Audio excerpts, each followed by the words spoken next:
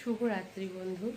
শুভরাত্রি দিয়ে ভিডিওটা শুরু করছি, কেননা এখন রাত্রি 9টা বাজে আর আমি এখন ভিডিও করছি। কেননা আজকে আমার ভিডিও করার লোকটা নেই, মানে আমার ছেলে সে এখন পড়তে গেছে, তো সেই কারণেই আমি এখন নিজে নিজেই ভিডিও করছি।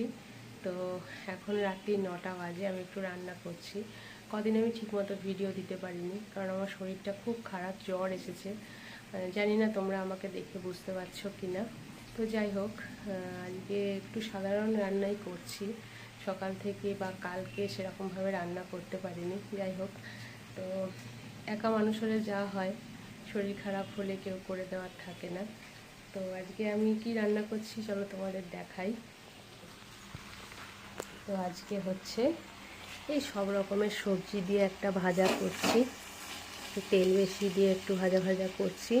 আর এই যেখানে ভাত হয়ে গেছে, তো রাত্রেবেলা এখন আমরা সবাই এটাই খাওয়া দাওয়া করব। গরম গরম ভাত, ঘি আর এই ভাজাটা।